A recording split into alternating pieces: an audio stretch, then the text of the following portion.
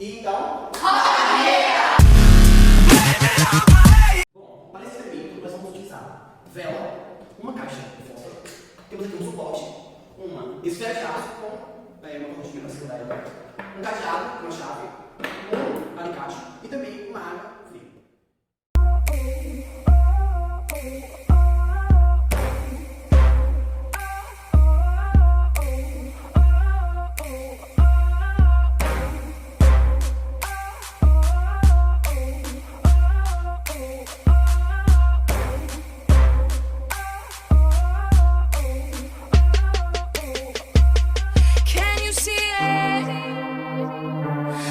Is over. The monsters in my head are scared of love. Falling people, listen up. Bom, no experimento foi falar em dilatação. A dilatação térmica é o aumento das dimensões de um corpo, seja ele sólido, líquido ou gasoso. Essa dilatação ocorre em 3 tipos, que é a dilatação linear, superficial ou volumétrica. Na dilatação linear, nós temos a variação do comprimento, desprezando as outras dimensões.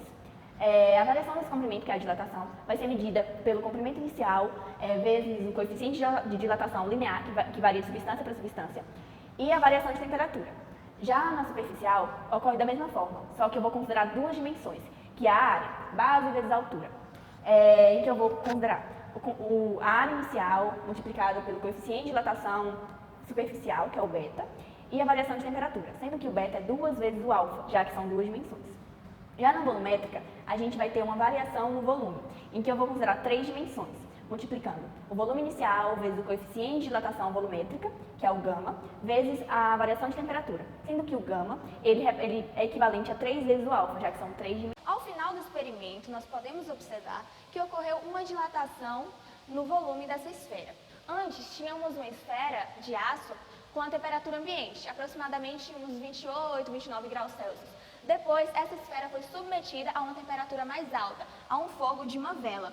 E com isso, como nós sabemos que temperatura é o nível de agitação das moléculas, acabou aumentando a agitação das moléculas desse material, que é o aço, e também acabou aumentando também o espaço entre essas moléculas.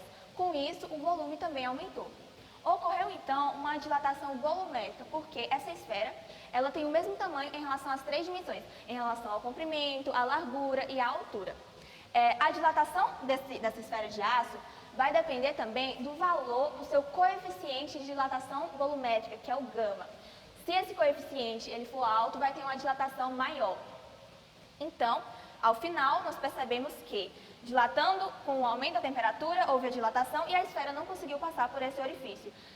Esse experimento ele é bem similar ao anterior, porque quando a gente aqueceu essa chave no fogo por um tempo determinado e tentamos encaixá-la no cadeado, a chave não entrou. Mas isso ocorreu por quê? Porque como ela absorveu o calor, o grau de agitação das suas moléculas se intensificou, ou seja, teve um aumento dessa temperatura. E quando o grau de agitação ele aumenta, ele acaba aumentando também a amplitude de vibração de todos os átomos desse corpo. E o volume, para acomodar os átomos e as moléculas do mesmo, ele passa a ser maior do que quando esse objeto está em temperatura mais baixa, ou seja, no caso, foi aqui a temperatura ambiente. Sabemos que os objetos eles vão se dilatar sempre nas 3 dimensões, mas nesse caso especificamente, a linear foi a mais importante por conta do comprimento. Bom, nós podemos observar esse processo de dilatação nas ferrovias.